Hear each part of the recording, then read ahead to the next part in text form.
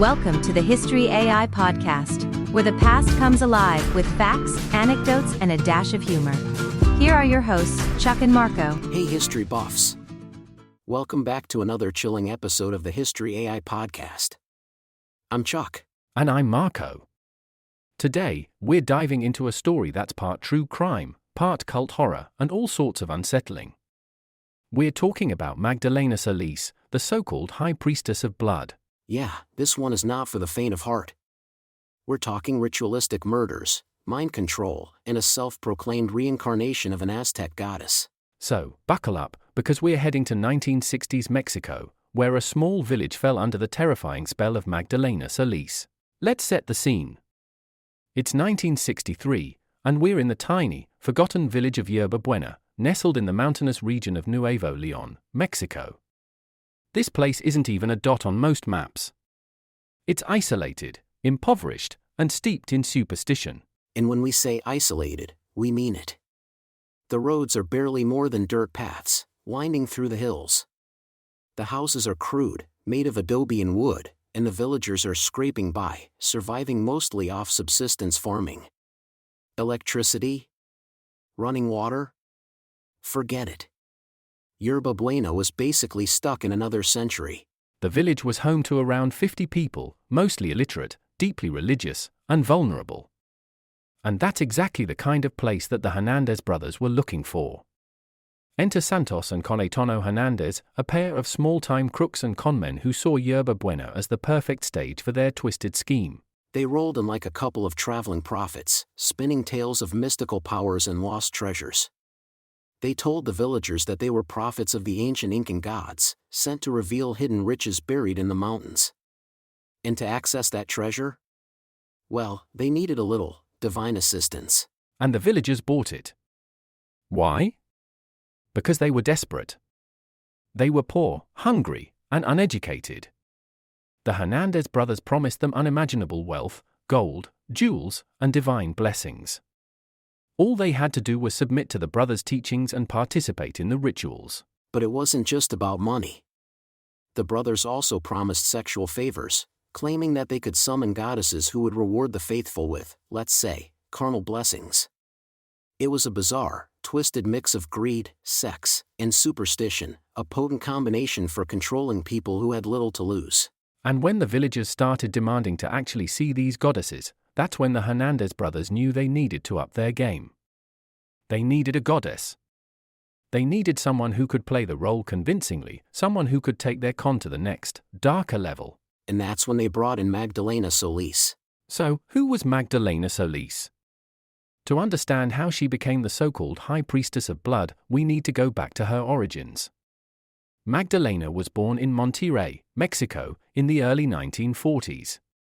And her upbringing was anything but ordinary. Yeah, she grew up in a poor, dysfunctional household. From a young age, she was exposed to violence, exploitation, and manipulation. Some reports suggest that she and her brother, Eliezer, were involved in petty crime from an early age, scams, cons, anything to scrape by. By her late teens, Magdalena was already working as a sex worker, but she wasn't just in it for the money.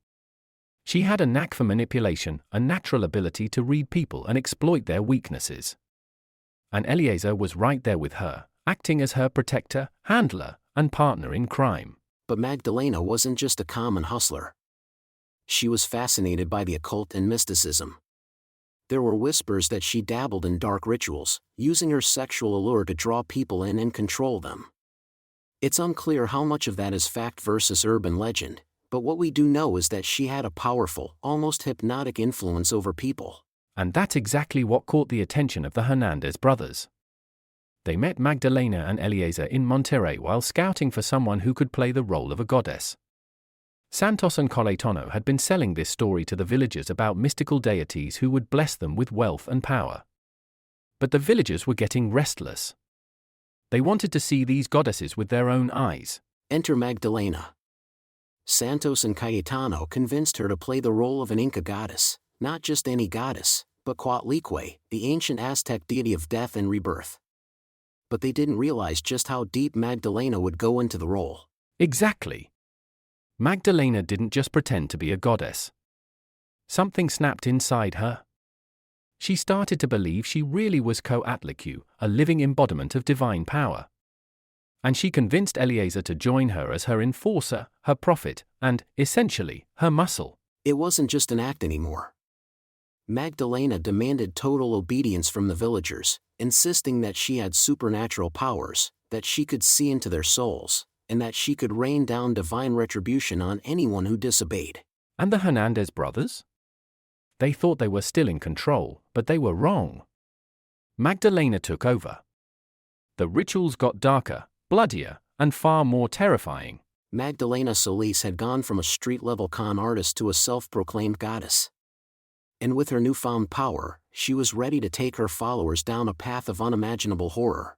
With Magdalena now firmly in control, the tone in Yerba Buena shifted from mystical promises to sheer terror. What began as fraudulent rituals to con the villagers into submission rapidly escalated into something far darker, blood rituals designed to prove Magdalena's supposed divinity. Let's set the scene. The rituals took place in a cavern just outside the village. It was a naturally ominous setting, dark, damp, and claustrophobic. Magdalena proclaimed it a sacred temple, a gateway to the underworld, where she would commune with the gods and draw power from blood sacrifices. And the villagers believed it. They'd been conditioned to see Magdalena as Coatlicue, the Aztec goddess of death and rebirth. Magdalena and her brother Eliezer stood at the center of these rituals, flanked by the Hernandez brothers, who acted as her so-called high priests. At first, the rituals were more theatrical than deadly, chants, invocations, and symbolic acts. But that wasn't enough for Magdalena. She wanted real blood.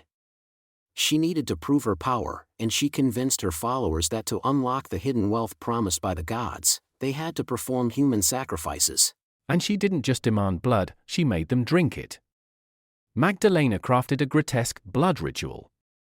Here's how it went down: the victim would be dragged into the cave, beaten into submission, and forced to kneel before Magdalena. She would then slit their throat with a ceremonial dagger, collecting the blood in a chalice. And this wasn't just a quick, violent act. It was a gruesome spectacle. Magdalena would raise the chalice, chanting in a trance-like state, declaring that the blood contained divine power. Then, she would drink it, and force her followers to do the same, passing the chalice around like some horrific parody of communion. But it didn't stop there. Magdalena claimed that the blood-drinking ritual was just the beginning. In some accounts, she would then order her followers to mutilate the corpses, claiming that the more they desecrated the bodies, the more power they would gain. And remember, these were people who had already been brainwashed and terrorized into submission. They were terrified of Magdalena, convinced that she really was a goddess who could curse or kill them with a single glance. The villagers were so far gone that they participated willingly, hoping to appease Magdalena and gain the favor of the gods. Over time, Magdalena and her inner circle became more sadistic, prolonging the rituals, inflicting more suffering, and demanding more blood. The cave became a chamber of horrors, a literal blood-soaked altar. Some accounts suggest that Magdalena claimed she could see visions of the future while drinking the blood, further cementing her hold over her followers. And it all might have continued indefinitely, but one night, a teenage boy from a nearby town accidentally stumbled upon one of the rituals. He saw the carnage, the mutilated bodies, the blood-soaked chalice, and ran for his life. His name was Sebastian Guerrero. He escaped and went straight to the police, setting in motion a chain of events that would finally bring an end to Magdalena's reign of terror. All because an officer stepped up when no one seemed to care. That officer was Luis Martinez. He was a rural police investigator sent to check on Guerrero's report. He'd heard the report about vampires in the area, but nothing could have prepared him for what he found. And that's when he made a fatal mistake. With the teenager Sebastian Guerrero and unarmed, Martinez decided to search the cave where the so-called rituals were rumored to take place. He never made it back. Days later, his body was discovered, brutally beaten and mutilated. The message was clear: outsiders weren't welcome. This was a turning point. The murder of a police officer forced the authorities to take action. The army and federal police were brought in. They stormed Yerba Buena with guns drawn, raiding the village and the surrounding area. What they found was nothing short of a nightmare. The cave was a scene of horror, blood-splattered walls, decomposing bodies, and crude altars covered in blood. The bodies bore signs of torture and mutilation, and some had been drained of blood, evidence of the grotesque rituals that Magdalena Solís had orchestrated. Magdalena, her brother Eleazar, and the surviving Hernandez brother were all arrested. Magdalena was calm, almost serene, as if she were still under the delusion of her own divine power. During the trial, Magdalena refused to accept any guilt. She maintained that she was the reincarnation of Coatlicue, the goddess of death and rebirth, and that the blood rituals were necessary to gain eternal life and power. She expressed no remorse, showing a chilling detachment from the atrocities she had committed.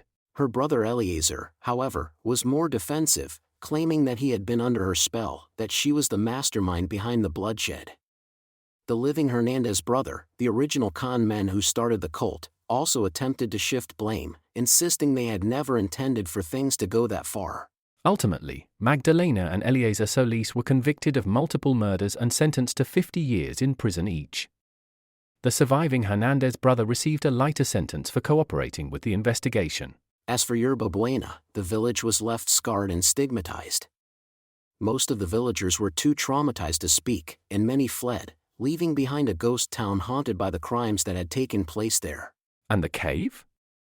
It still stands as a grim, silent witness to the horror that unfolded, a chilling reminder of how desperation, manipulation, and blind faith can lead to unimaginable brutality. So, what makes Magdalena Solís so terrifying? It's not just the murders, it's the psychology behind her rise to power. She took advantage of the villagers' desperation and fear, using their belief in ancient gods to control and manipulate them. And her story serves as a chilling reminder of how easily people can be coerced under the guise of faith, power, or even divine intervention. And that's it for today's dark dive into the life and crimes of Magdalena Solís. If you liked this episode, don't forget to hit that subscribe button and leave us a 5-star review. It really helps the podcast grow. And if you have a topic you'd like us to cover, reach out to us on social media or drop it in the comments. Oh, and don't forget to check out our merch, link in the show notes. Thanks for tuning into the History AI podcast. Stay curious, stay cautious, and we'll see you next time.